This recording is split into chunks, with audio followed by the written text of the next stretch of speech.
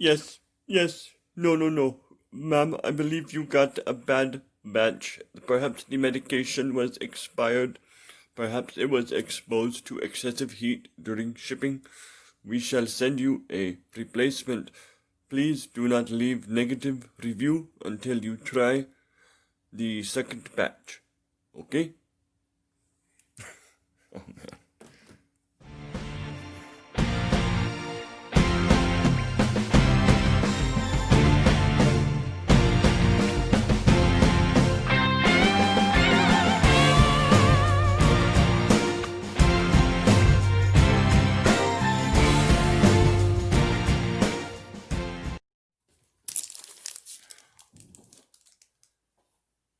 Howdy folks, G-Man here.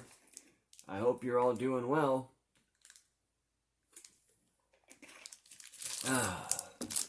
As you can see, I'm in my PJs. And look at this. Little Walking Dead PJs. Cool, huh? Alright, so when I'm in my PJs, that can only mean one thing from here on out. It's story time. And today, we've got story time number 3. How I turned bunk pills into fire dope. Let's find out how it goes. Alright, so we've got the drink.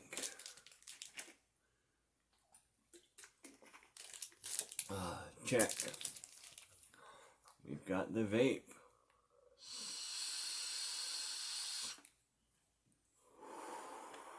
Check.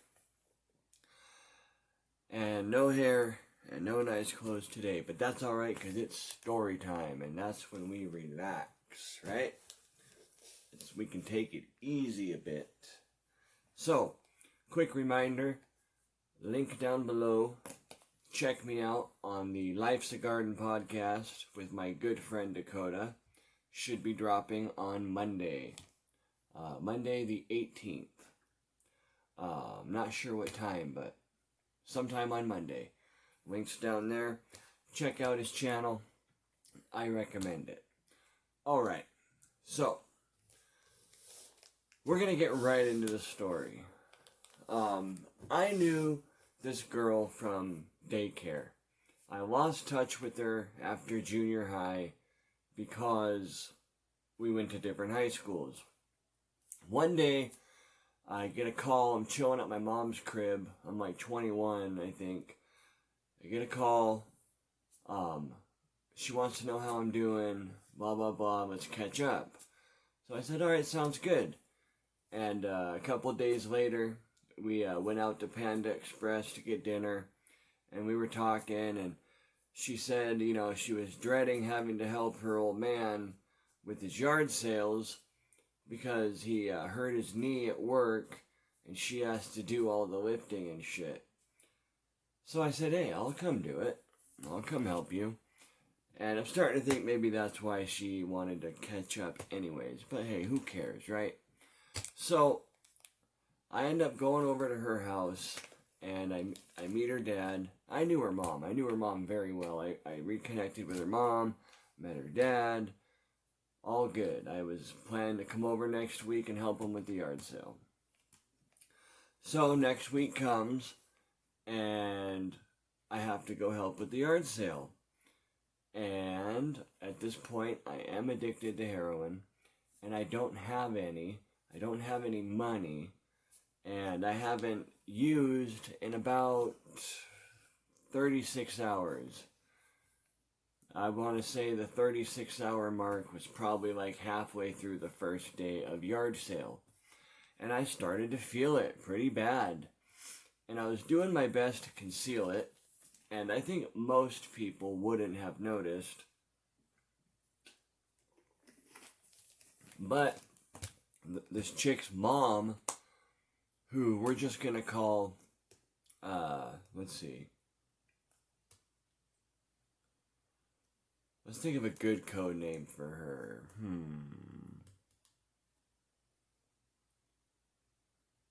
we'll call her Nurse, because that was her profession. So, Nurse comes up to me, and she goes, "Hey, are you feeling alright?" And I said, "Yeah, I'm just feeling kind of shitty." And it was just her and I talking. And she goes, "Oh, like you need some heroin or some pills to make you feel better?"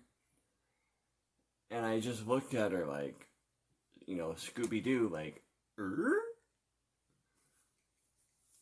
And I just said, "Is it that obvious?" And she says, "To me, yeah." And I said, "Well, yeah, that's what's up." And she goes, "Hold on a minute." And she goes in her house. She comes back out with her hand like this. And I'm like looking to make sure nobody else can see it. And I open my hand. And she gives me 3 Percocets. And I was just like, whoa, nice. And I popped them, and it took the edge off, obviously. I felt a lot better after that. And not great, obviously, but much better. And I finished up that day of the yard sale, and she made dinner for her family and and eventually everybody went to bed, and I was in the living room, and I was going to stay the night so I could help with the yard sale bright and early the next morning. And she came out to me and she was like, "Hey, do you fuck with Xanax at all?" And I said, "No, I'm not into benzos, but I know a lot of people who are. I know a lot of people who do fuck with it." And she point blank asked me if I knew anyone who was willing to trade Xanax for opiates. And I asked her, I said, "Well, would you be only interested in pharmaceuticals, or would you be interested in a little, a little heroin?" And she was like, "Yeah, I'd be willing to try it." She's like, "I don't have to shoot it, do I?" I said, "No, you could smoke it." Back where I'm from, we don't really get powdered heroin, so nobody really snorts heroin where I'm from. Everybody either smokes it or shoots it. So, she says, "All right, well, check it out. This is what I got." And she pulled out a bag about this big, and it was like filled with Xanax bars, the 2 milligram bars. And I was like, "Whoa, where did you get these?" And she says, "You probably won't believe me, but I ordered them online from an Indian pharmacy." And I was like, "Whoa, that's crazy." But I believed it.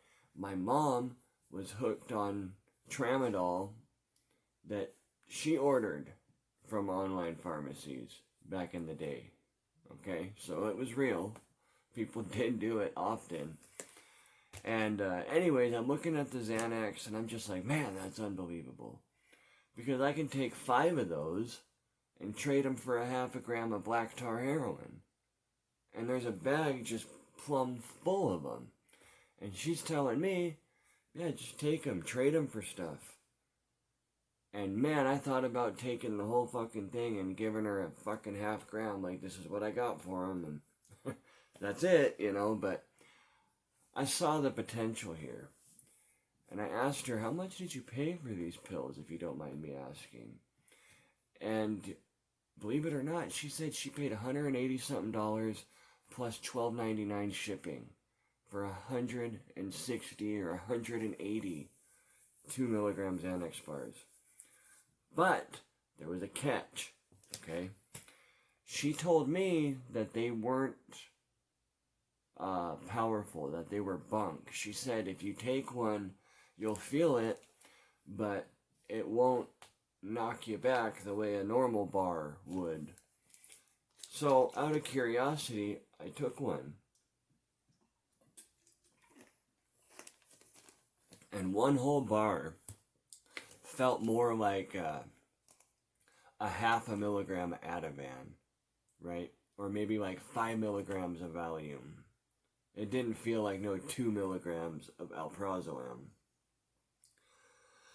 So what this Indian pharmacy was probably doing was they were either getting research chemical benzos from China, or they were taking some weak-ass over-the-counter benzo that maybe you can buy in India, and pressing them into 2 milligram bars.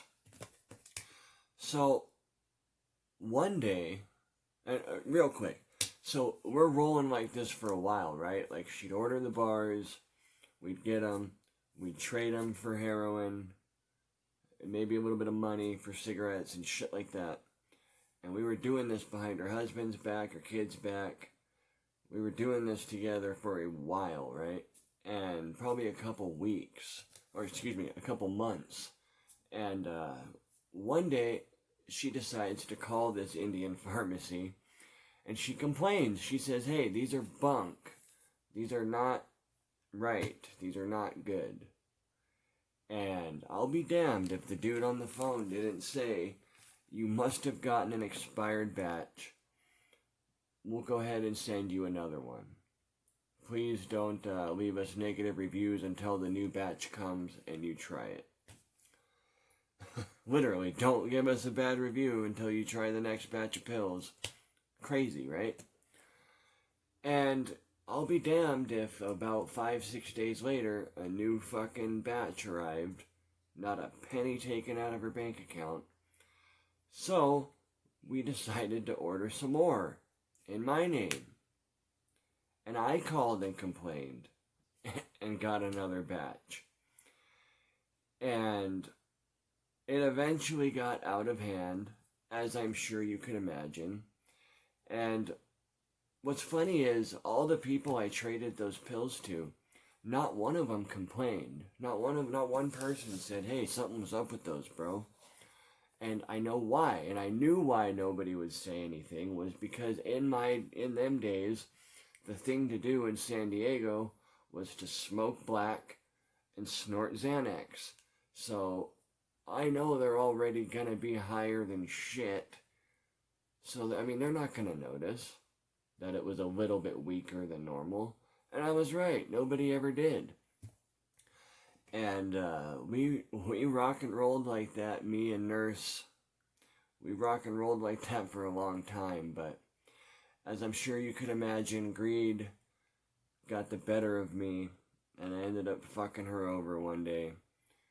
And she didn't completely cut me off, but it definitely was kind of like, What had happened was she wanted me to pick her up a half a gram.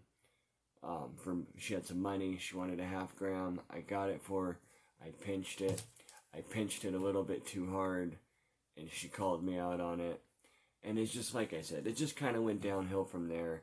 She ended up getting my Connect's number, so she kind of just started bypassing me, but, you know, it sounds funny and interesting that we were able to turn these weird bunk pills from an Indian pharmacy into heroin. But at the end of the day, looking back on that, I feel really bad because, I mean, that family welcomed me into their home and fed me and gave me work and paid me very generously for the work. And I turned around and got, you know, their mom and their wife hooked on heroin. Like, you know, also I could have an easier time getting high. I mean, sure, she asked me, and I didn't force anybody to do anything, of course, but, you know, it's just shit like that that makes you feel low down and dirty. So, yeah, man, that's the story of Rumple-PILL-tskin, of how we turned bunk pills into fire dope. Alright, guys, thanks for rocking with me. Hope you have a great night. Stay safe. Keep it real. If you're having trouble with opiate addiction, there is hope. Shoot me an email, reflectionsofajunkie@gmail.com. One word, reflectionsofajunkie@gmail.com. Thanks, guys.